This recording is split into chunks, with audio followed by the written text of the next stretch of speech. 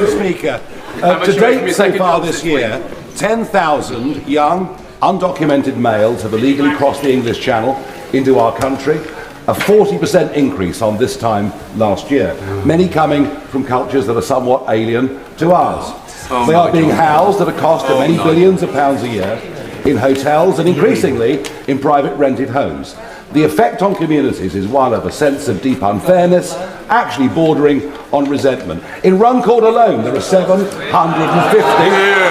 of these young men. Just in Runcorn. Is it not time to admit that Smash the Gangs was nothing more than an election slogan and not a policy? And isn't it time to declare a national emergency and to act accordingly?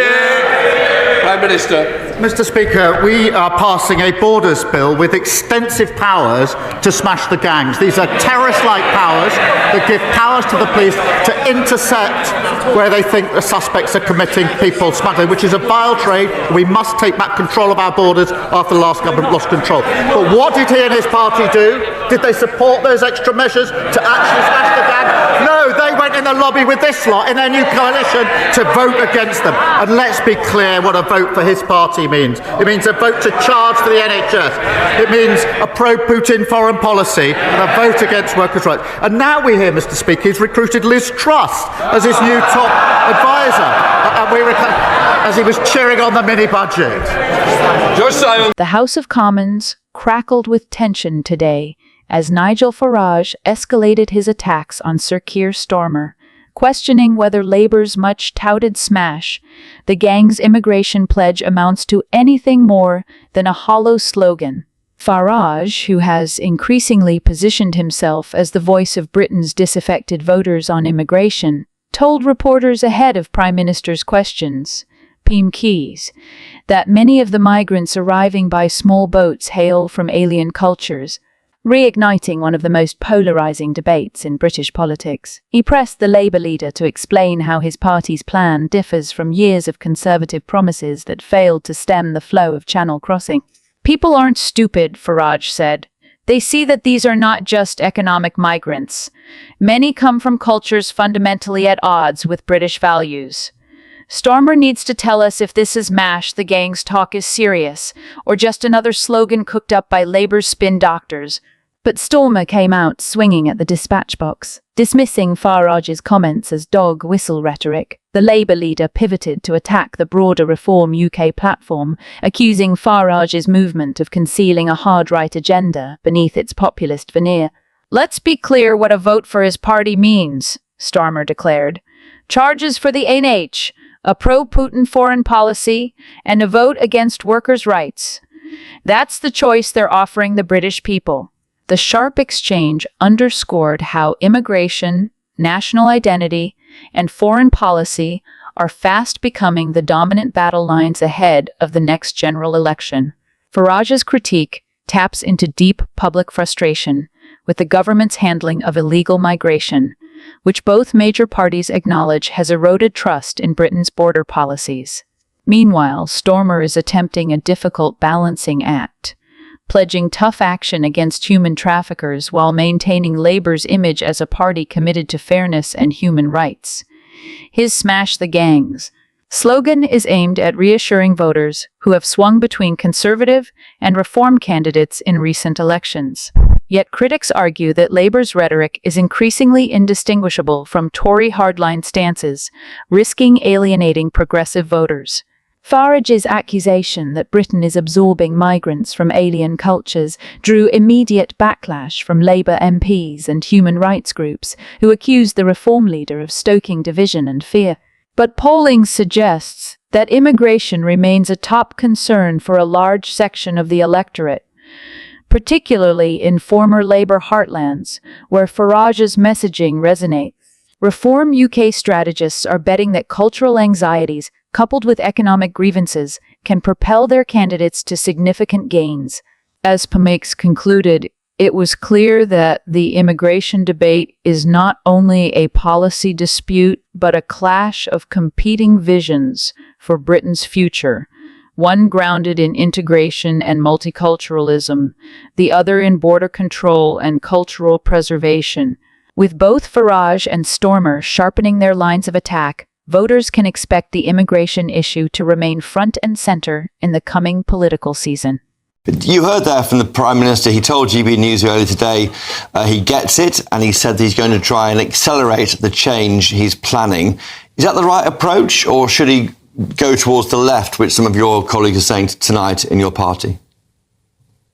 Well, I think the political alignment we're seeing all over the world is a demonstration that this sort of left-right spectrum that made sense in the 1990s and 2000s, it just doesn't really make sense anymore. No. My voters in Makerfield, they want an active state that's investing in our public services, that's building roads, that's building houses, but they also want control over our borders. And they want to make sure that, we have conversations about moral issues in politics and we don't shirk them. And that's what I want too. Now, is that left or right? Don't know, don't care. It's what working people want. So that's what we should be doing. We're surprised that your party lost 176 seats at the last count, with 20 out of 23 councils declared. Tories down 69, but no one expected that many of your party to lose. It does suggest, doesn't it, that Reform UK is taking support away from your party? Well, I actually think that the main story of last night is that voters will keep voting for change until they get it. It was a really bad night for the Conservatives. It was not a great night for us. There's no shirking or ducking that, and we need to hear that. And it was a good night for Reform because they are, at the moment, they look like the agent of change to too many people. But we have power. We're in government. We can do something about that. And it is incumbent on us to hear that message, to make sure that we push further and faster. And I would say not only faster, but also that we make clear we are doing this for working people in the United Kingdom. People who, for a long time, have been fed up with my class of politicians, and they are right to be. My constituents are right. I see it every day, to feel like, in the end, Westminster hasn't been working for them, and to ask again and again Westminster to change so that it does work for them. As the political landscape shifts under Labour's feet, backbench MP Josh Simons has issued a stark warning to his party leadership. Unless Labour proves it can deliver real, tangible change for working people, voters will continue to flirt with alternatives like Reform U. Speaking at a policy forum earlier today, Simons, viewed as a rising voice among Labour's pragmatic left, acknowledged that Nigel Farage's insurgent party is becoming the perceived agent of change for frustrated voters across Britain's traditional Labour heartlands and beyond.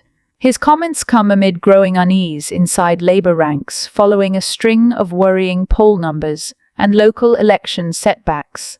Despite Labour's commanding national lead over the Conservatives, Reform's rise is chipping away at Labour's dominance in critical working-class constituencies, particularly in the North and Midlands.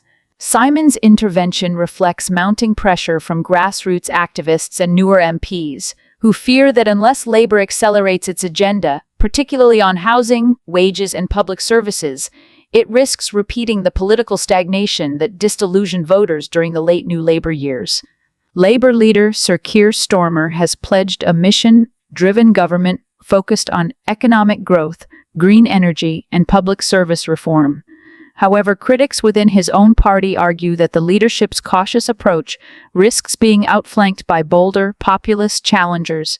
Reform UK's surge reflects a broader trend across Western democracies, where traditional parties face growing competition from insurgent movements, promising rapid change and cultural realignment.